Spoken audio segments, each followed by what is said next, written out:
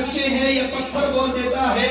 اور کبھی بھی نعت پڑھ کر دیکھیے شہر مدینہ میں، کبھی بھی نعت پڑھ کر دیکھیے شہر مدینہ میں، اما سبحان اللہ مدینے کا کبوتر بول دیتا ہے، اما سبحان اللہ مدینے کا کبوتر بول دیتا ہے۔ اور یہ بکری آپ کی ہے، اس کو لے جائیے میرے آقا، یہ بکری آپ کی ہے، اس کو لے جائیے میرے آقا۔ ذبح سے شیر جنگل کا اچھل کر بول دیتا ہے، ذبح سے شیر جنگل کا اچھل کر بول دیتا ہے۔ اور نبی کا چاہنے والا الگ پہچان رکھتا ہے، نبی کا چاہنے والا الگ پہچان رکھتا ہے۔ ہمیشہ حق باطل کے منہ پر بول دیتا ہے، ہمیشہ حق باطل کے منہ پر بول دیتا ہے۔ اور شاعر کہتا ہے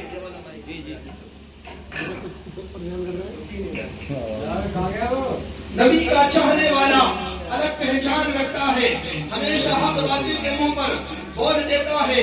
اور شاعر کہتا ہے ناز ہے ہم کو کہ ہم نے یہ عبادت کی ہے، ناز ہے ہم کو کہ ہم نے یہ عبادت کی ہے، چہرہ گنبد خضرا کی تلاوت کی ہے۔ اور اس سے کرنا نہ کبھی تاج محل کی باتیں، اس سے کرنا نہ کبھی تاج محل کی باتیں۔ اس نے سرکار کے روزے کی زیارت کی ہے، اس نے سرکار کے روزے کی زیارت کی ہے۔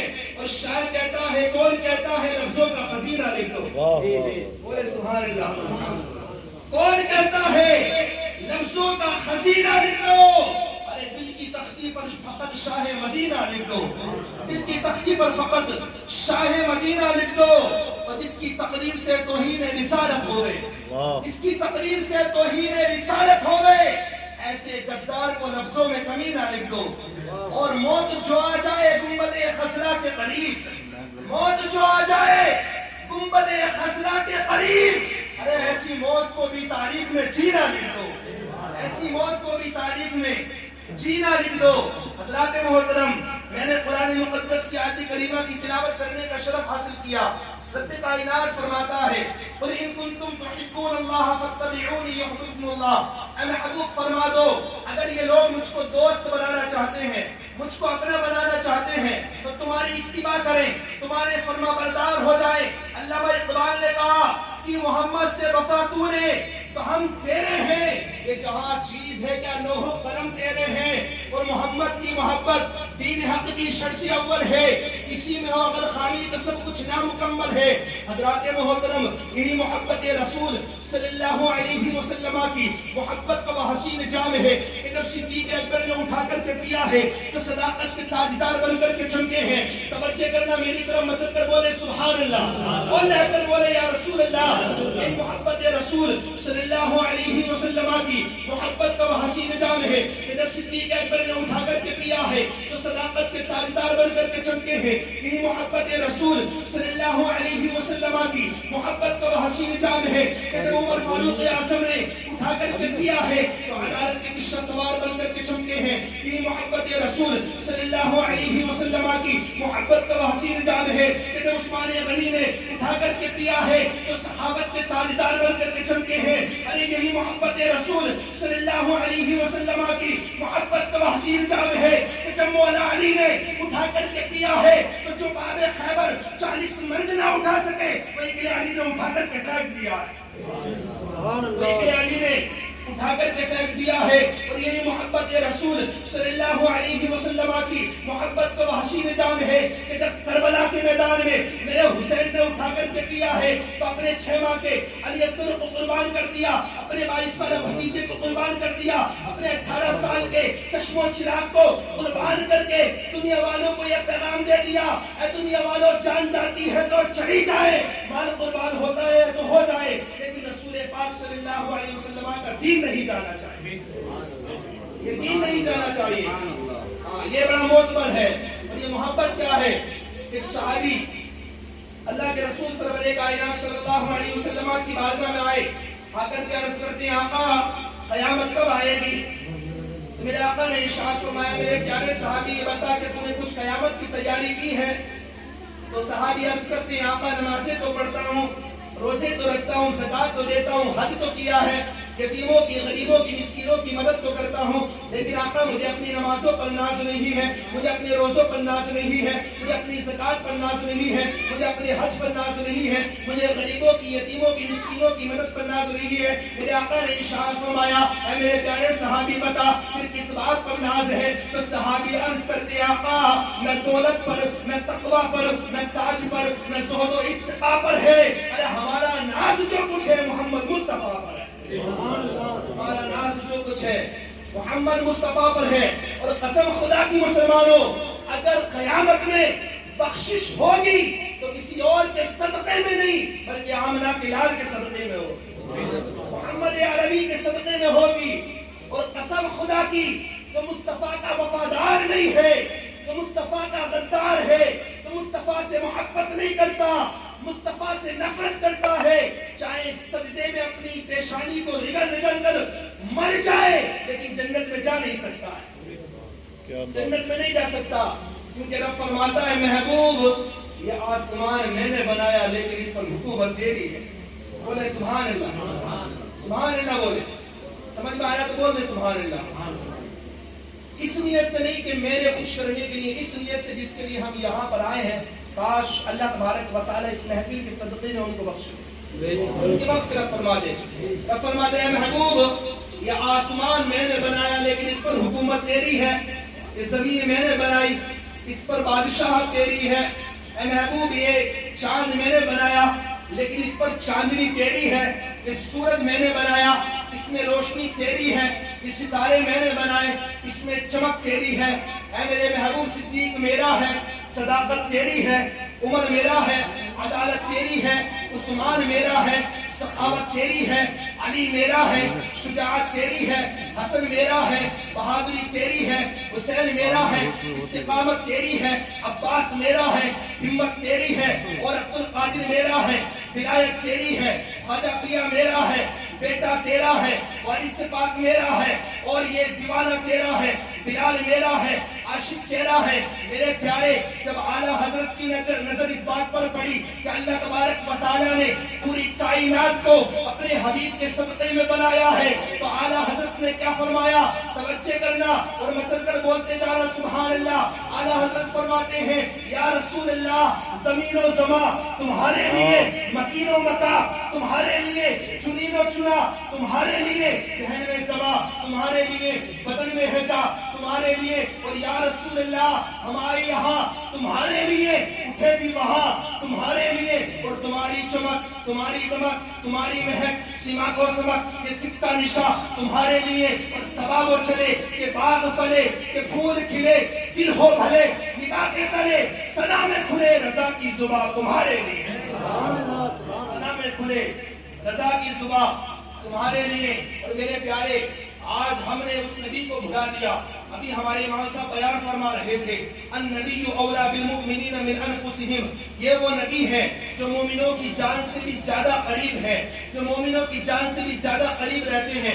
شاعر کہتا ہے کون کہتا ہے وہ دور رہتے ہیں، بن کے آنکھوں میں نور رہتے ہیں، قیام ان کا عرش بری ہے نہ فرش زمین، وہ اپنے چاہنے والوں کے دل میں رہتے ہیں۔ قیام ان کا عرش بری ہے نہ فرش زمین، وہ اپنے چاہنے والوں کے دل میں رہتے ہیں۔ اور میرے پیارے اللہ تبارک و تعالیٰ نے اپنے حبیب کو وہ طاقت سے نوازا ہے، وہ قوت سے نوازا ہے کہ میرے آقا جس کو جو چاہے وہ عطا فرما دے۔ آپ کہیں گے کیسے؟ تو ایک میرے آقا کے صحابی ہیں جن کا نام ہے حضرت ربیعہ بن کعب رضی اللہ تعالیٰ عنہ۔ یہ کیا کرتے تھے؟ آقا کی خدمت میں رہا کرتے تھے، آقا کے وضو کے لیے پانی بھر کر کے دیا کرتے تھے۔ ایک دن میرے آقا نے ارشاد فرمایا اے ربیعہ کچھ مانگنا چاہتے ہو تو مانگ لو۔ حضرت ربیعہ بن کعب اب بتاؤ کچھ مانگنا چاہتے ہو تو مانگ لو، یہ تو وہی کہہ سکتا ہے جس کو اللہ تبارک و تعالیٰ نے سب کچھ عطا فرمایا، سب کچھ عطا فرمایا ہو، کیونکہ شاعر نے کہا ہے مالک کونین ہے وہ پاس کچھ رکھتے نہیں، مالک کونین ہے وہ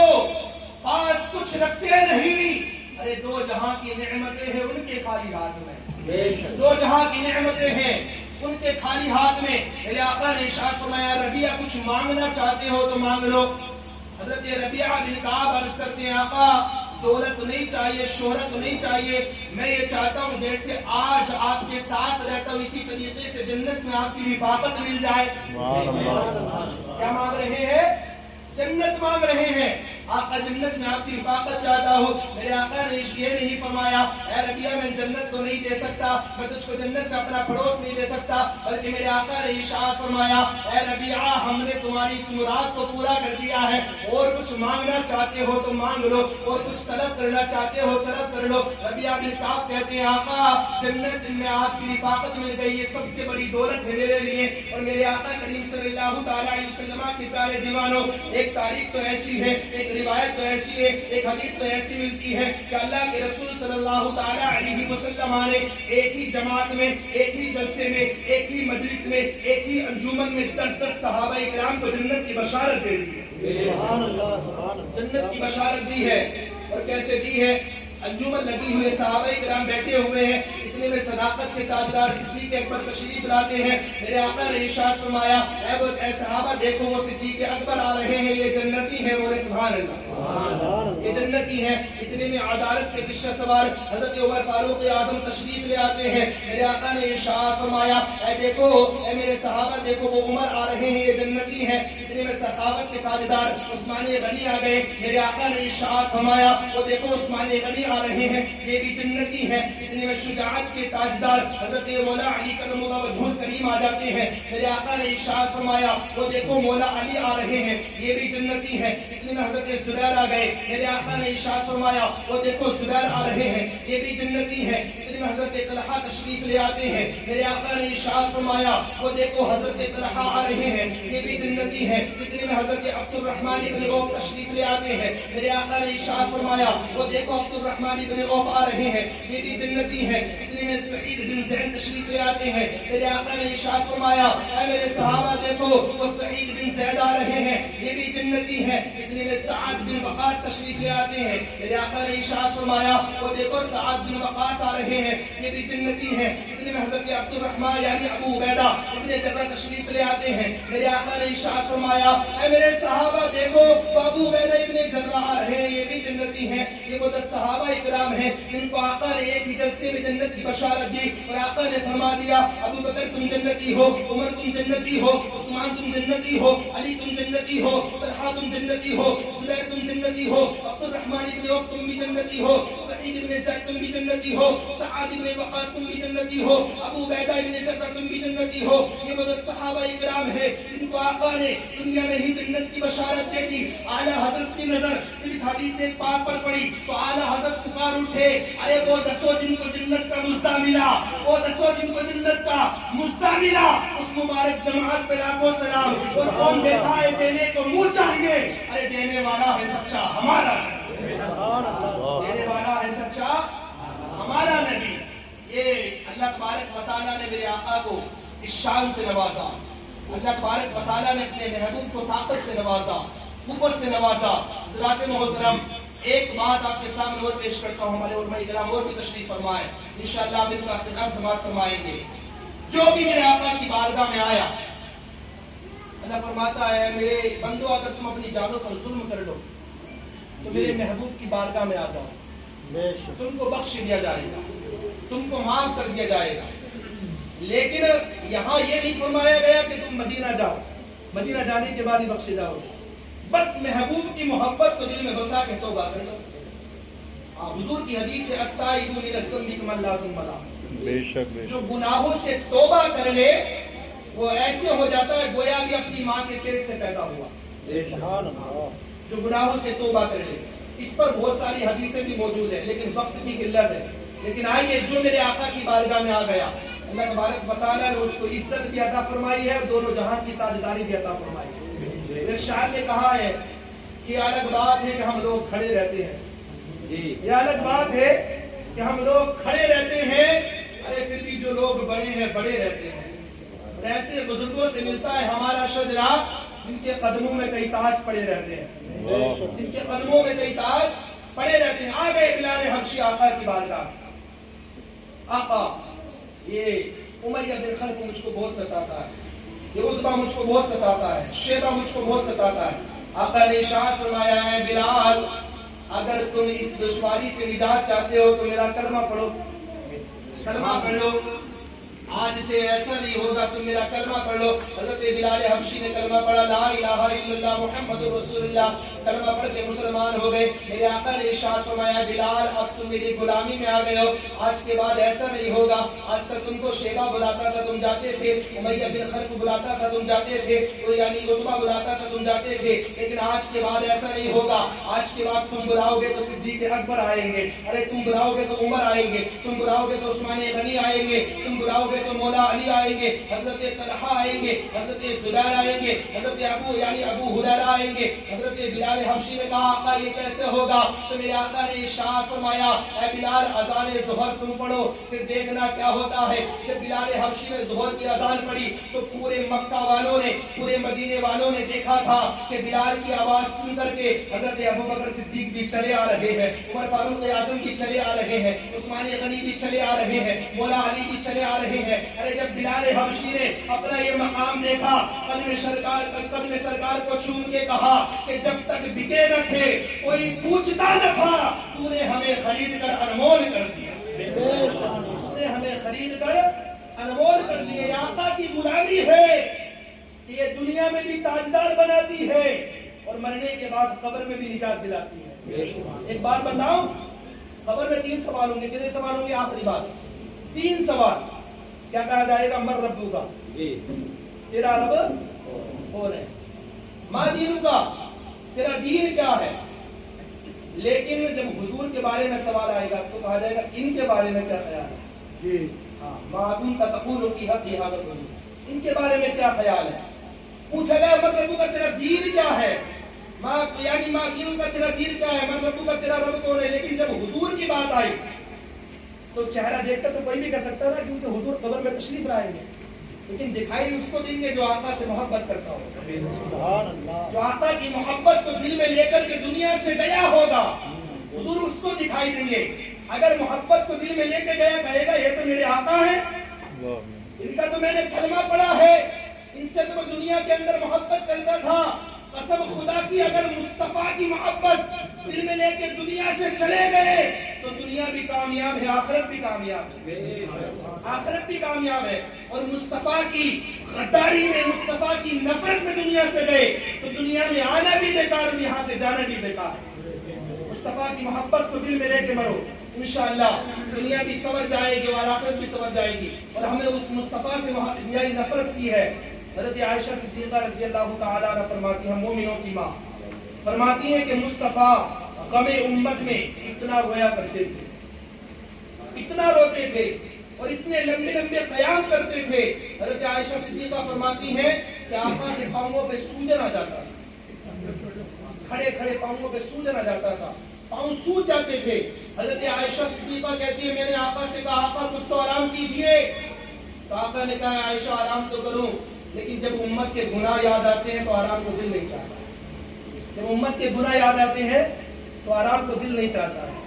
یہ میرے مصطفیٰ ہیں جس کے بارے میں اللہ تبارک و تعالیٰ نے قرآن میں فرمایا کہ لقد جاءکم رسول من انفسکم عزیز علیہ ما عنتم حریص، کہ مومنوں تمہارے نبی تم سے بے خبر نہیں ہے، باخبر ہے، وہ ہر کچھ جانتے ہیں، یہاں تک کہ اگر امتی کو کانٹا بھی چبھتا ہے، کانٹا بھی اگر چبھتا ہے تو مصطفیٰ کو تکلیف ہوتی ہے، تو مصطفیٰ کو تکلیف ہوتی ہے۔ سوچو جب یہ امت، یہ میرے آقا کا امتی جب نماز چھوڑتا ہوگا تو آقا کو کتنی تکلیف ہوتی ہوگی، جب یہ کسی کا دل دکھاتا ہوگا تو آقا کو کتنی تکلیف ہوتی ہوگی، جب یہ اپنے پڑوسی کو ستاتا ہوگا تو آقا کو کتنی تکلیف ہوتی ہوگی۔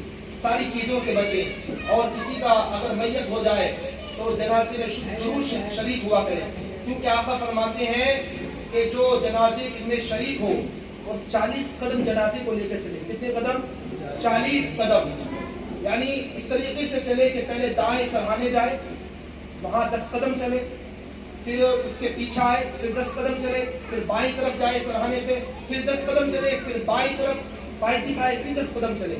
تو آقا فرماتی ہے جو 40 قدم جنازے کو لے کے چلا، اللہ تبارک و تعالیٰ اس کی 40 گناہ کبیرہ کو معاف فرما دیتا ہے، سبحان اللہ، اس کے 40 گناہ اللہ تبارک و تعالیٰ معاف فرماتا ہے۔ اور جنازے میں آپ کو پتا ہے جنازے میں کتنی سنت ہے، کتنے فرض ہے؟ जनाजे में 2 फर्ज हैं और 3 सुन्नतें हैं। कितने फर्ज हैं?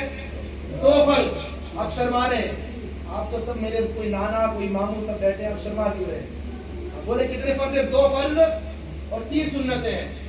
2 फर्ज ये है कि 4 तकबीरें बोलना, 1 फर्ज ये है और क़याम करना, नियत बांध के खड़े होना, ये 2 फर्ज नमाजी जनाजा में है।